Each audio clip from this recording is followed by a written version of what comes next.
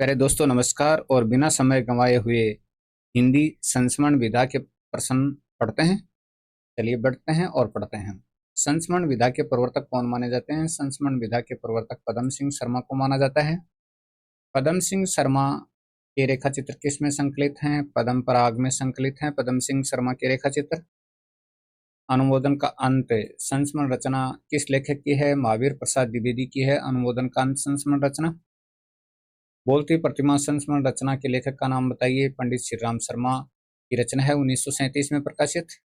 झलक किस लेखक की संस्मरण रचना है? झलक शिवनारायण टंडन की, और 1938 में इसका प्रकाशन हुआ। सभा की सभ्यता संस्मरण रचना के लेखक का नाम बताइए। तो सभा की सभ्यता संस्मरण रचना के लेखक महावीर प्रसाद द्विवेदी हैं, 1907 में इसका प्रकाशन हुआ।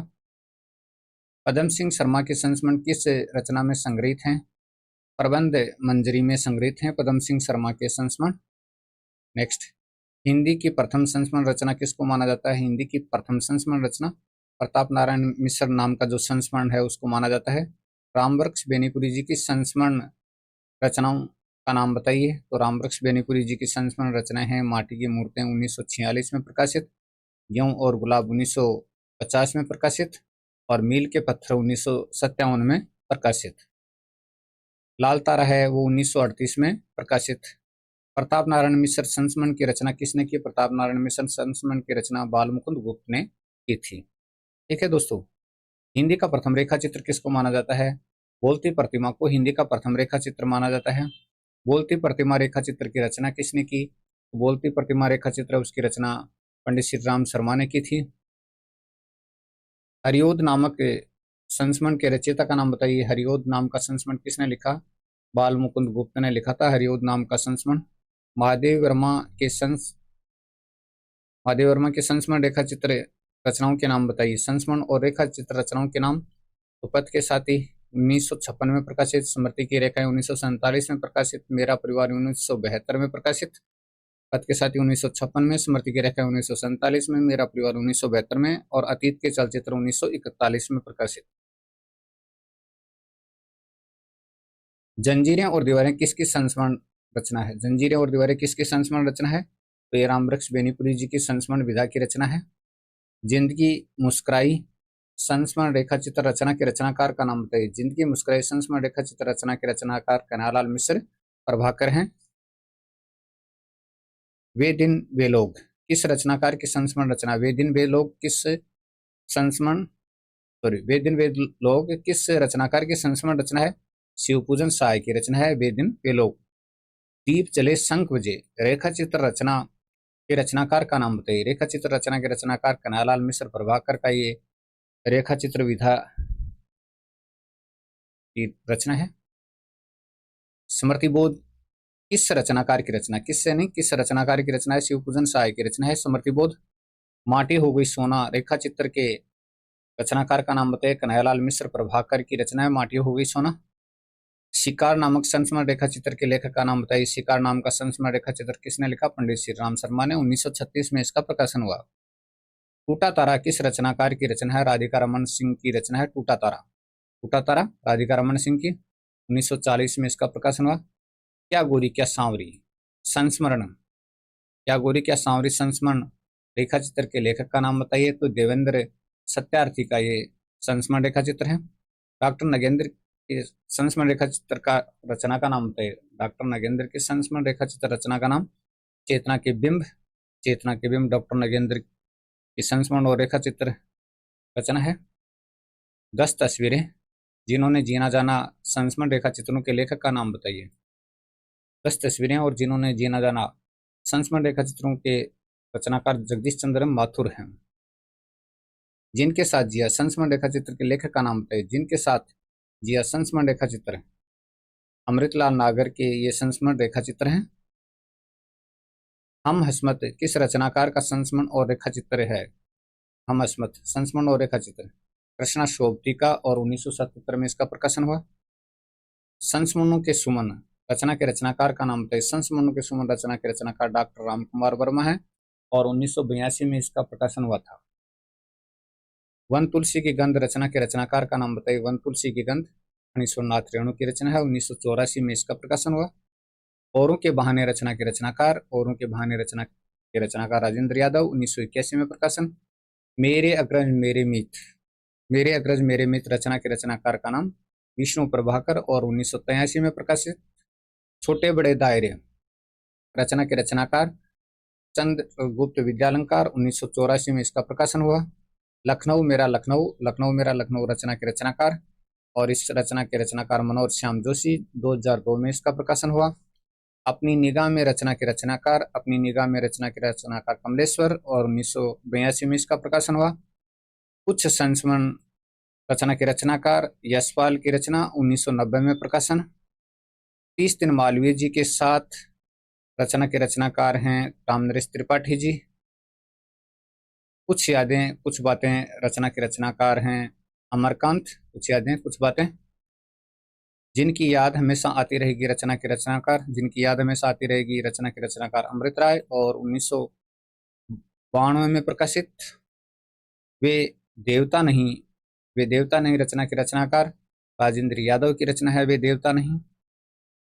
नंगा तलाई का गांव रचना के रचनाकार का नाम विश्वनाथ त्रिपाठी की रचना, 2004 में प्रकाशित। ये और वे रचना के रचनाकार, ये और वे रचना जैनेन्द्र कुमार की रचना है। ये और वे जो न भूल सका रचना के रचनाकार, जो न भूल सका रचना के रचनाकार भदंत आनंद कौशल्यान की रचना है जो न भूल सका। आदमी से आदमी तक, आदमी से आदमी तक रचना के रचनाकार भीम सिंह त्यागी की रचना है आदमी से आदमी तक। युग पुरुष रचना के रचनाकार का नाम रामेश्वर शुक्ल अंचल की रचना है युग पुरुष, रामेश्वर शुक्ल अंचल की। ठीक है। चिड़िया रैन बसेरा रचना के रचनाकार, चिड़िया रैन बसेरा रचना के रचनाकार हैं विद्यानिवास मिश्र। अतीत की परछाइयां रचना के रचनाकार, अतीत की परछाइयां रचना के रचनाकार हैं अमृता प्रीतम। काफी मोस्ट है ये, अतीत की परछाइयां अमृता प्रीतम की रचना है। हम एक उम्र से वाकिफ हैं रचना के रचनाकार, हम एक उम्र से वाकिफ है रचना के रचनाकार हैं हरिशंकर परसाई। रस गगन गुफा में रचना के रचनाकार हैं भगवती शरण सिंह, भगवती शरण सिंह है। संस्मरण और श्रद्धांजलियां रचना के रचनाकार, संस्मरण और श्रद्धांजलियां रचना के रचनाकार रामधारी सिंह दिनकर। हम सफर मिलते रहे रचना के रचनाकार, हम सफर मिलते रहे रचना के रचनाकार विष्णु प्रभाकर। रेखाएं और चित्र, रेखाएं और चित्र रचना के रचनाकार उपेंद्र नाथ अशक की रचना है रेखाएं और चित्र। हमारे आराध्य रचना के रचनाकार, तो हमारे आराध्य रचना के रचनाकार बनारसी दास चतुर्वेदी, 1952 में प्रकाशित। हिंदी का पहला समाचार पत्र, हिंदी का पहला समाचार पत्र था उदंत मार्तंड। उदंत मार्तंड का प्रकाशन कहाँ से होता था? कोलकाता से होता था उदंत मार्तंड का प्रकाशन। उदंत मार्तंड के संपादक कौन थे? श्री जुगल किशोर थे। हरिश्चंद्र मैगजीन का संपादन किसने किया? भारतेंदु हरिश्चंद्र ने किया था। किस नाटककार ने अपने नाटकों के लिए रंगमंच को अनिवार्य नहीं माना है? जयशंकर प्रसाद ने। हिंदी साहित्य की कौन सी रचना सबसे, हिंदी साहित्य की कौन सी रचना की सबसे ज्यादा टीकाएं लिखी गई? टीकाएं लिखी गई तो ये बिहारी सतसी की लिखी गई सबसे ज्यादा टीकाएं। गाथा या गा कहने से किस लोक प्रचलित काव्य भाषा का बोध होता है? गाथा या गा कहने से किस लोक प्रचलित काव्य भाषा का बोध होता है? तो वो होता है प्राकृत का। गोदान उपन्यास के रचनाकार का नाम मुंशी प्रेमचंद। पृथ्वीराज रासो की रचना किसने की? चंद बरदाई ने की थी पृथ्वीराज रासो की रचना। चंद बरदाई किसके दरबारी कवि थे? ये चंद बरदाई है, चंद बरदाई इसके दरबारी कवि थे पृथ्वीराज चौहान के। चिंतामणि के रचयिता कौन थे? चिंतामणि के रचयिता आचार्य रामचंद्र शुक्ल थे। चिंतामणि के कितने भाग हैं? चिंतामणि के 4 भाग हैं। मुख्य रूप से छायावाद का प्रवर्तक किसको माना जाता है? तो मुख्य रूप से छायावाद का प्रवर्तक जयशंकर प्रसाद को माना जाता है। जयशंकर प्रसाद के प्रसिद्ध महाकाव्य का क्या नाम है? कामायनी है। कामायनी में कितने सर्ग हैं? कामायनी में दोस्तों 15 सर्ग हैं। देवनागरी लिपि को राष्ट्र लिपि के रूप में कब स्वीकार किया गया? देवनागरी लिपि को राष्ट्र लिपि के रूप में कब स्वीकार किया गया?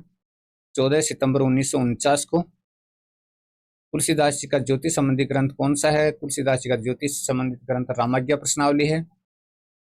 देवताओं की लिपि किसको कहा गया है? देवताओं की लिपि किस लिपि को कहा गया है? तो ये देवनागरी लिपि को कहा गया है। देवनागरी लिपि का विकास किस लिपि से हुआ है?